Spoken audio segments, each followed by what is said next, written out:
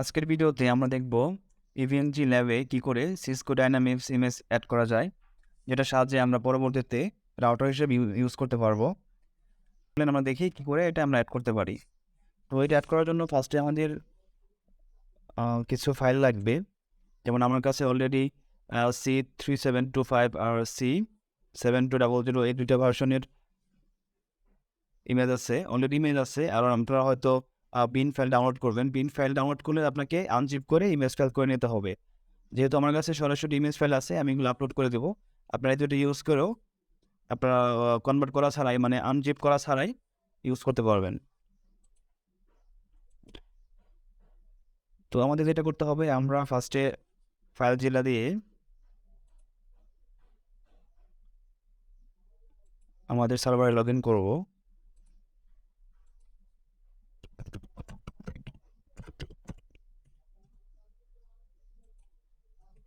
User root password EV.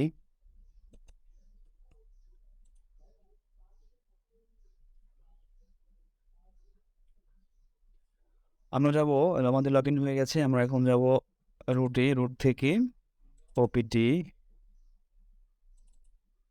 Add-ons দেন dynamics. এখানে যা কিছু করতে হবে না, আমাদের জাস্ট শুধু ফাইল যে দুটো আছে আমাদের ওটা আপলোড করে দিলেই হবে, বা যেটা আপনার আমার এখানে দুইটা আছে আমি দুইটা আপলোড করে দেবো। এগুলো পাওয়া যাবে, আর না হয় আমি লিঙ্ক দিচ্ছি, সেখান থেকে আপনারা ডাউনলোড করে নিতে পারবেন।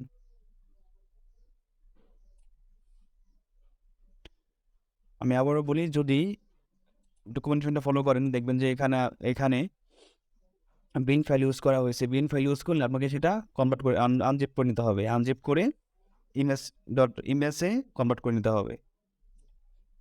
সরাসরি বিন ফাইল ইউজ করতে পারবেন না। আমার ফাইল দুটো আপলোড হয়ে গেছে। পারমিশনটা ফ্ল্যাশ করতে হবে। আবার হচ্ছে CLI দিয়ে লগ ইন করি।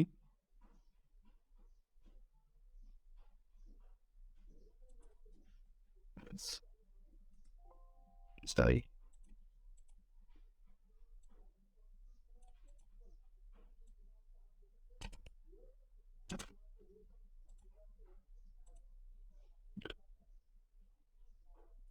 পুটির সাথে শেষ করে আমি লগ ইন করবো।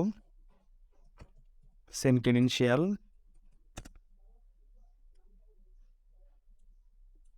আমরা আগে ইউজ করেছিলাম সেই কমান্ডটা আবার দেওয়ার। কমান্ডটা হচ্ছে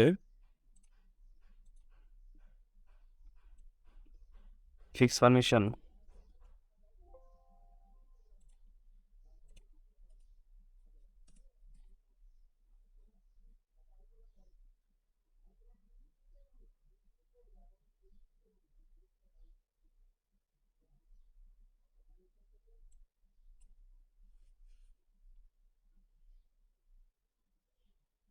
আমাদের পারমিশন ফিক্স হয়ে গেছে। এখন আমরা দেখব আমাদের ল্যাবে আমরা ডিভাইসগুলো পাই কিনা।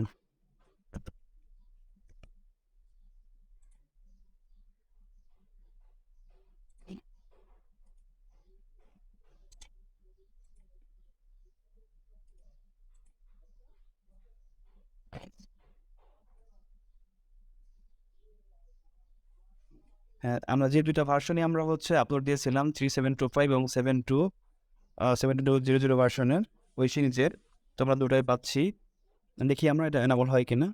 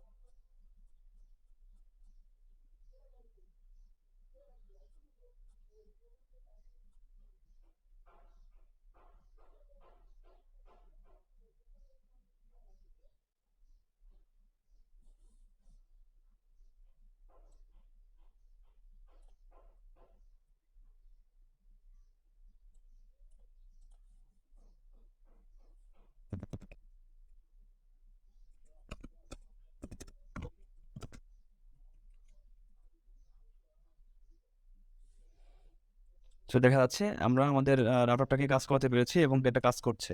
তো এরকম করে আপনারা সহজেই সিসকো ডায়নামিক্স ইনস্টল করতে পারবেন ইভিএনজিতে।